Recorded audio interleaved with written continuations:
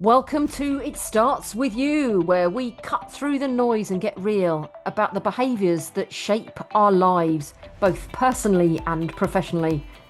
I'm Vic O'Farrell. Let's jump in because behaviours start with you. So, hello and welcome to another episode of It Starts With You. And today I am joined by my very new friend, Tim Fifield, because we met at a networking event a few months ago. And you know, you just meet someone and you just click. So I'm going to discuss all of that and the reasons why, Tim, but perhaps you'd like to introduce yourself to the viewers and the listeners from your BBC studio, what it is that you do for a living. Yes, thank you. Welcome to my studio, my new studio. Yes, my name is Tim Fifield. I suppose to a certain extent I show up in the world in five ways. One of which is I'm a director of a digital marketing business. So I nearly forgot what I did then. A digital marketing business called Britweb, based in Horsham, designing websites and doing all of the attendant marketing around those websites. I also run business groups under the banner of BNI. Why do I know that? Because I've got a BNI mug here. And around about 174 businesses are part of my network, and I help them to collaborate and generate business for each other.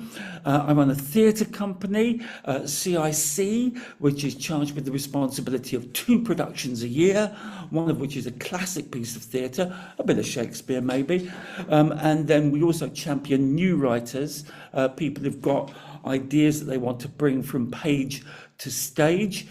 So that's what's that, number 4? That's career number 4. Oh, my favourite thing and my best thing is being a granddad to 7 grandchildren. And one of the great joys in my life is how each of those different disciplines talk to each other. What can my grandchildren teach me about business, and how does theatre connect with networking, etc. And that's who I am, and that's what I do. Breathe. But I love it. So we met at a networking event in Horsham, and what I loved about when we first met, and what you do is you have this ability to read the room so incredibly well. I mean, I like to think that I can do that as well as the Queen of Behaviours. But when we first walked in, someone introduced you, said, "Oh, you must meet Vicky here, the Queen of Behaviours," and you did this most wonderful thing of you just turned around and you just went, what a wonderful name. I need to find out all about that. Please tell me more. And you just, other than the fact that I'm a very, in disc terms, extroverted, yellowy people person, and so you massaged all of my personality loves, it was just like, but then I watched you do it. In every break that we had, I watched you do that with everyone. And I thought, I didn't actually find out anything about you, because it's like you find out everything and then you go, okay, and now I'm going to slip over here and find someone else. And you do it so incredibly well. Tell us your skills. Well, I suppose, Vicky, they've been developed over 25 years of networking. Understanding what good networking is all about making connections with people and understanding where they've come from, and specifically where they're going to, what their intention is as human beings, as business people, etc. And it's about, my philosophy is, how can I help them? That's my first intention. So the fact that I met you, I thought, fantastic brand. You live and breathe the brand. You're very authentic in your space.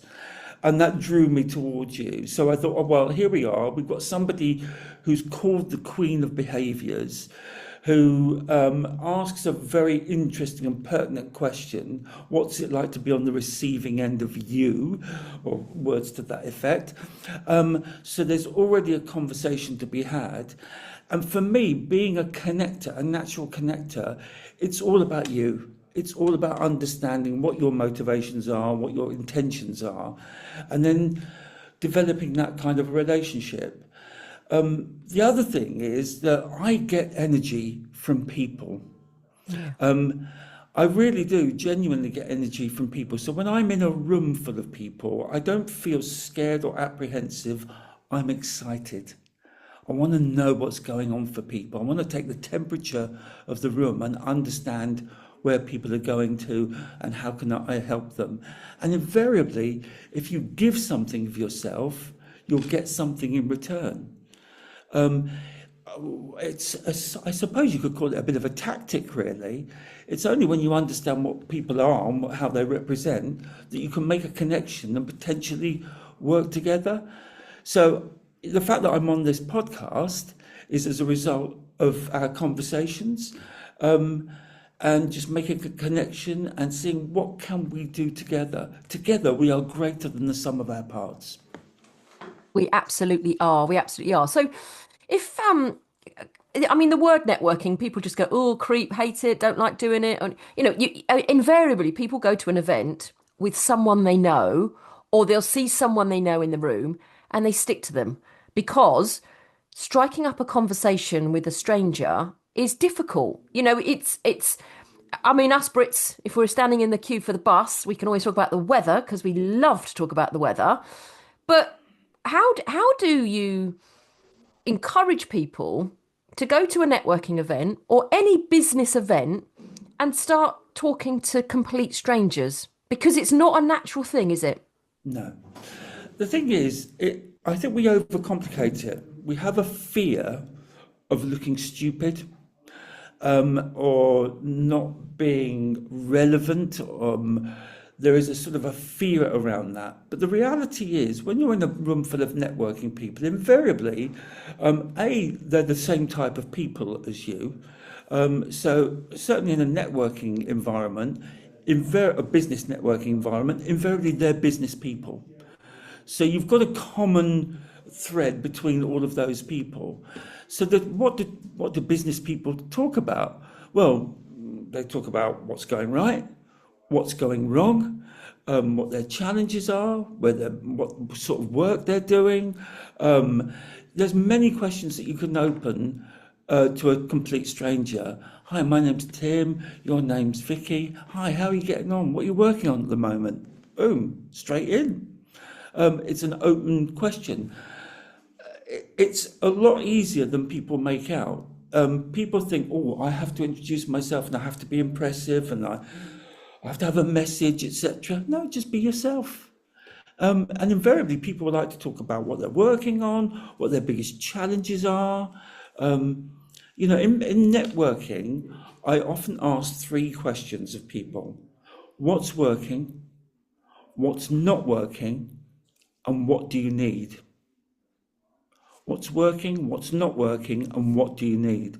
And invariably, pretty much everything to do with their business comes out of those 3 questions. And that is, so I've just written those down: what's working, what's not working, and what do you need? Because I think people also go into networking, don't they? And everyone's going to go, oh, have you got your elevator pitch? And it's, like you say, my opening sentence is always like, what's it like to be on the receiving end of you? That's what I help people with. I help people understand that. Like I say, it was lovely to be on the receiving end of you the first time we met, because you just gave me that space. And we all know people like to talk about themselves, don't we? Yeah. And I think some people, though, would say, I mean, the way you phrase that, what's working, what's not working, not what are your challenges? Because as soon as you put any kind of negative connotation on it, people will be like, oh, that means I need to be vulnerable. I can't be vulnerable in a networking event because then I won't look successful, and I need to be here looking successful because I need people to do business with me. So how can people be vulnerable but feel safe by being vulnerable? Yeah, it's a brilliant question, that. I think the thing is, it's about how you ask and how you phrase the questions. And you can only really get that. I mean, the opening gambit invariably is small talk. Like you say, we're British. Let's talk about the weather. How did you get here? Oh, sat nav, whatever it might be. All of those sorts of things are good openers. It might be that you talk about the venue or the event, or how did you find out about this event? Just sort of inconsequential opening questions. And invariably, if you're open-faced and open-minded and you're asking interesting and unchallenging questions, you can get the confidence of the person that you're speaking with to then go a little bit deeper. So once you've actually established a little bit of common ground in terms of time and circumstance, you can then start asking, so what are you working on? Who are your customers? How do you find business at the moment? In other words, what's working, what's not working, and what do you need? Yeah. And most business people are quite open about that.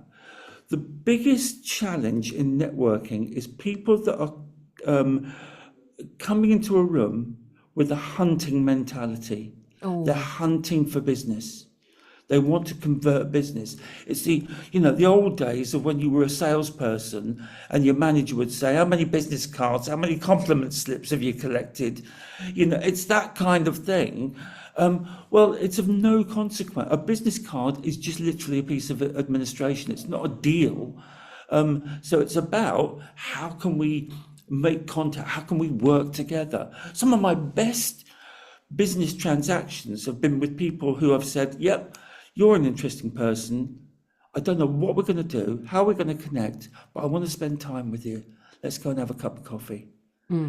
Instinct leads to a lot of really good results. Yeah, I think you're right there. I remember when I started out in sales, and it would be that, okay, you've got to go to a networking event, and you literally go in hunt mode of, right, I'm going to go and win. So, God, years ago when I worked at the radio in sales, not as a DJ, and it would be like you go to a networking event, you're like, right, who wants to buy some radio advertising? And it's just like it was never going to happen, because also when you're in that mode, people avoid you. People go, oh no, just don't talk to Vicky over there. She's going to try and sell you something. Whereas actually what you're trying to do is just like you say. That's why we're now doing this podcast together, and we've had coffees, because it's actually about interesting character. Not sure what we're going to do one day, but let's keep talking. Absolutely. And also it's having an interesting opening statement. What's it like to be on the receiving end of you? Once you've established a bit of rapport with somebody, it's a really good open question. Yeah. It really does make people think. I often think about the effect I have on people with regard to how I look, how I sound, and how I make people feel. So I'm always sort of self-correcting. And sometimes when you're with an awkward git in a networking meeting and nothing's hitting and that sort of stuff, you have to sort of change your tactics quite quickly. For, understanding that somebody is very, very evidence-based. They want to talk about facts and figures. They don't want to talk about feelings. No. I'm a feelings-based person, so I have to go, okay, fine, we're not talking about feelings now, we're talking about facts. Yeah. And being agile in a conversation, I think, is important. I think possibly that's a little bit of instinct and a bit of experience over time. But I think even with people new in business, just open questions, open, interesting questions. What you're working on, how you're finding the business at the moment, how do you get your business? Just, not controversial questions open up so many conversations. Yeah, and it's like you say, I think you've been doing this a little while.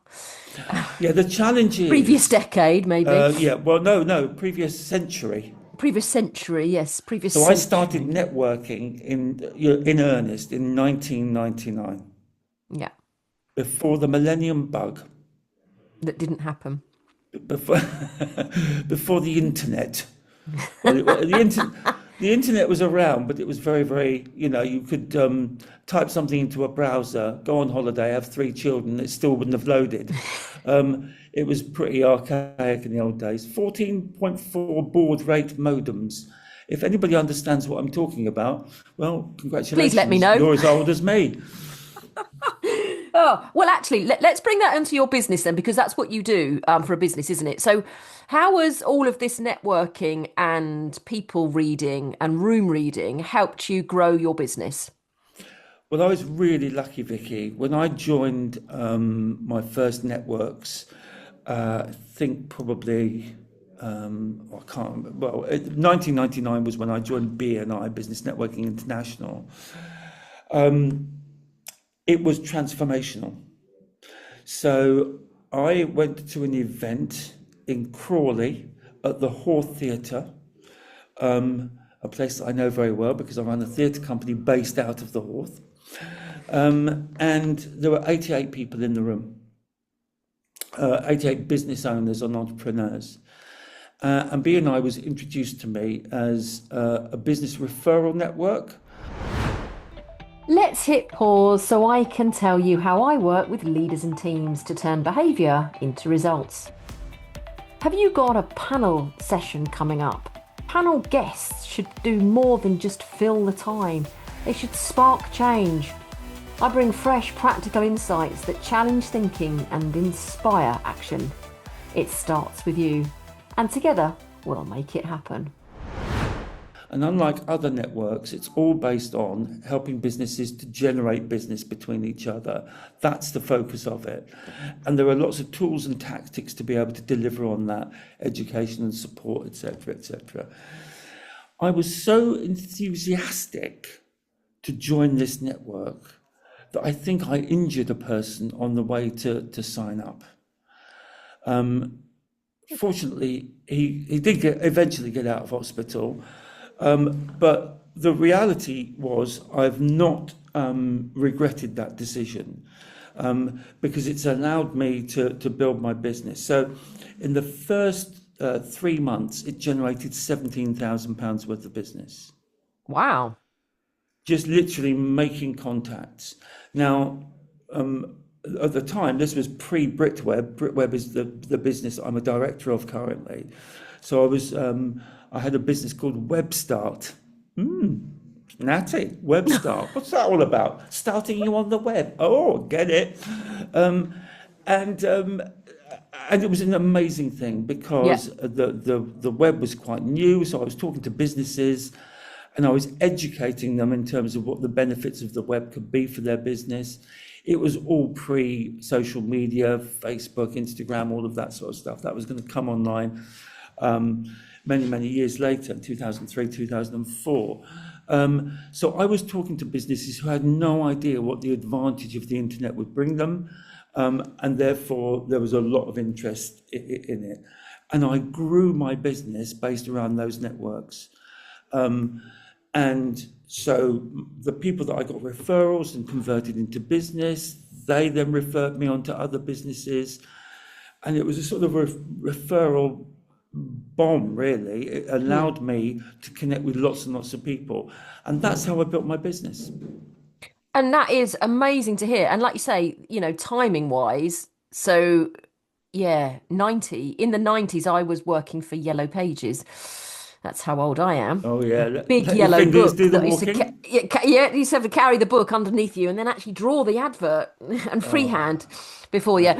But we sold domain names. Part of our target was to sell domain names. And I had no idea what I was doing. How did you get into websites? Well, thank you for asking.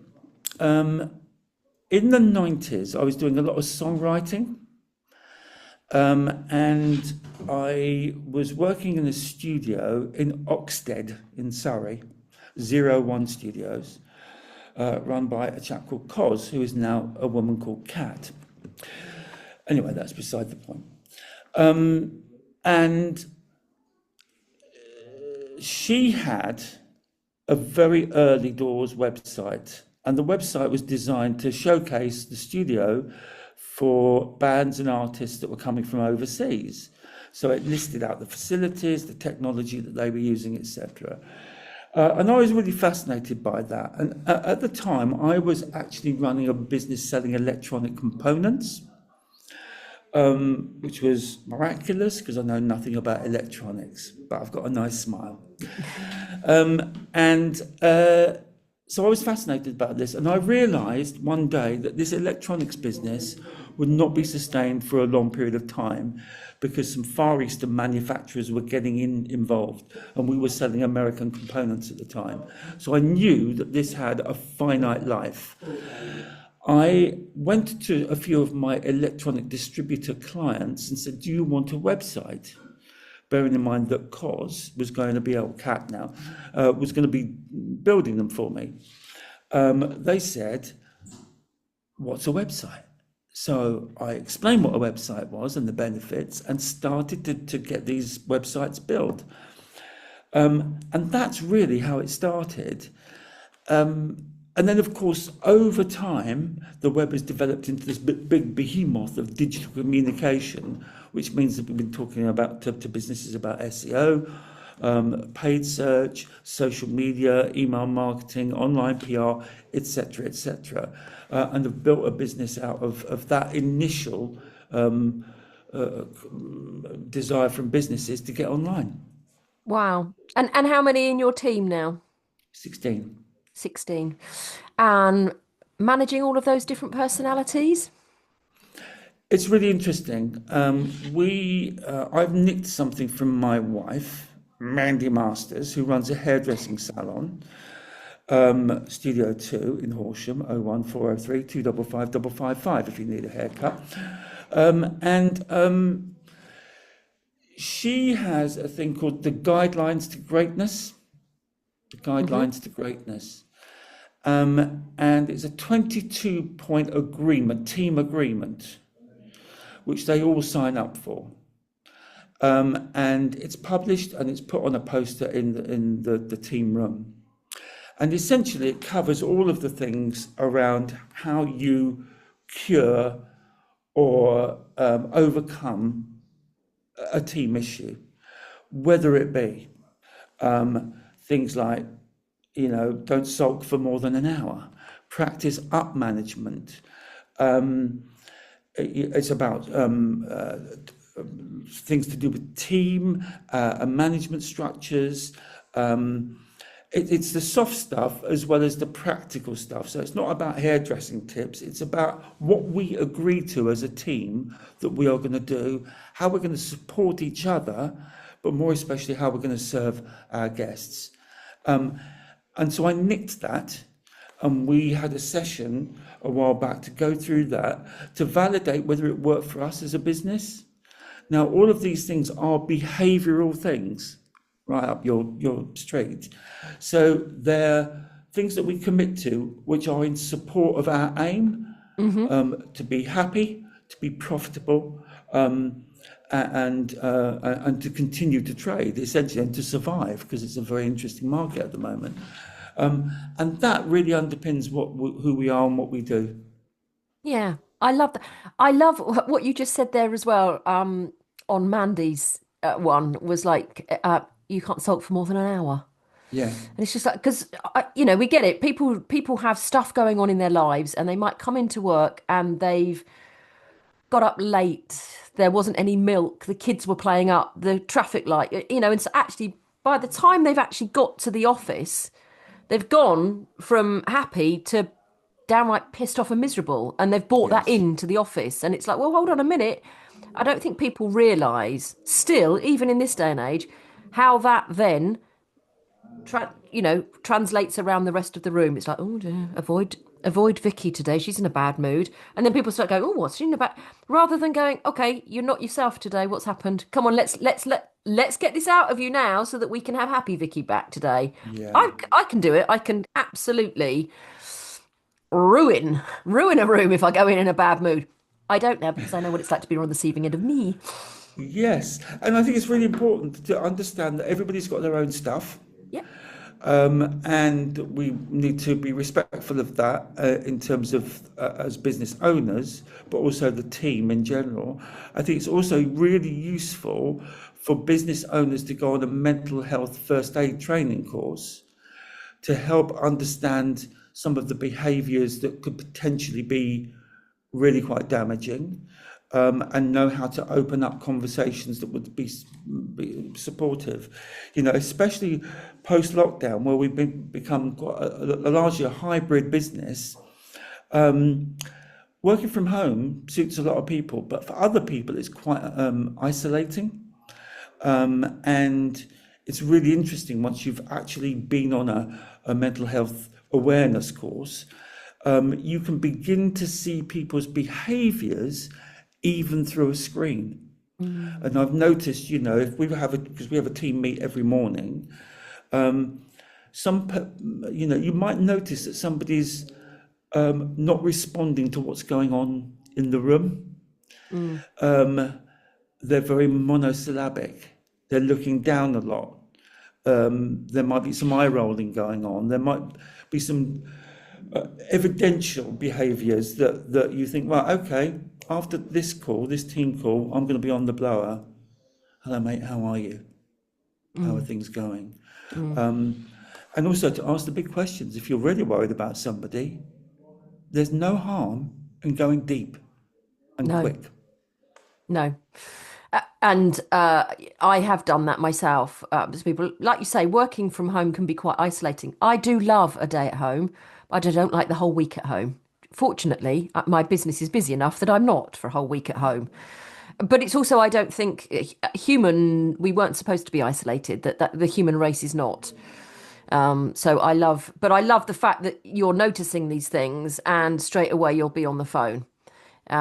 You obviously have a great way of running your business and being with your team that you can do that. I have no doubt that you create a psychologically safe space that if somebody has got an issue, they will come to you. You don't have to even notice it. They will already come to you and say, Tim, I need some help.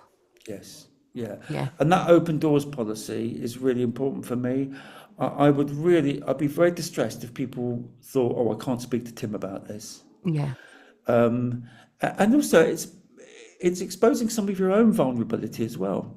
Mm, You know, and um, I'm not saying you should be wailing and wailing, but if you are upset, my sister died a few years ago, and I was in the office when I received the news about her cancer diagnosis, and I was very distressed.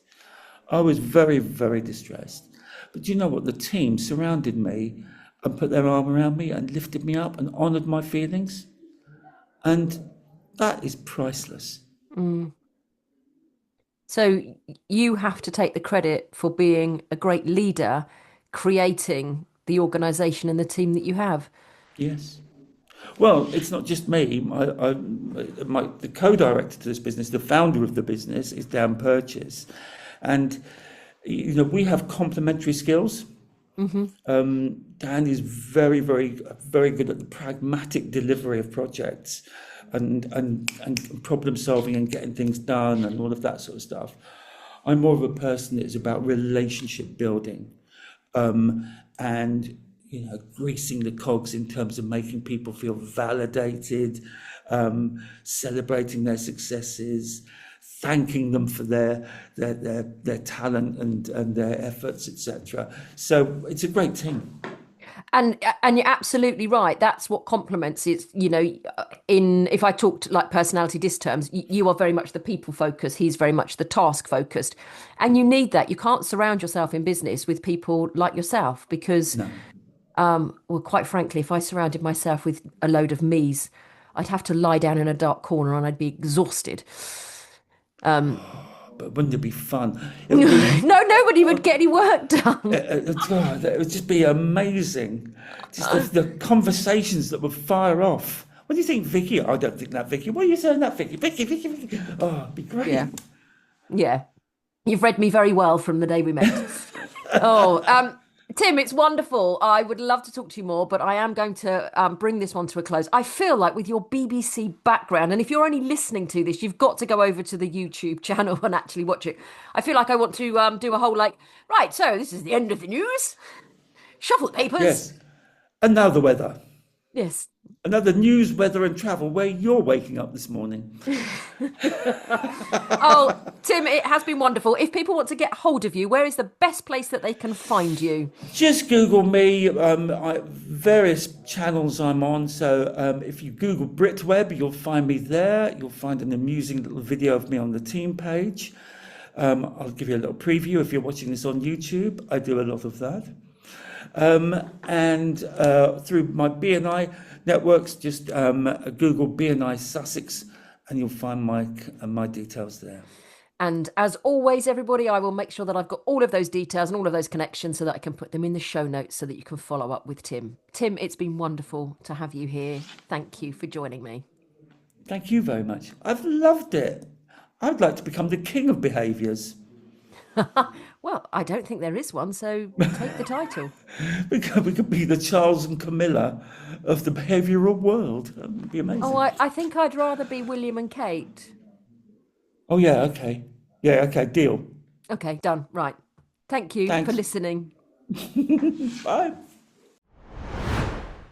Well, that's today's dose of truth. Now go make it happen, because behaviour drives behaviour. And behaviour starts with you.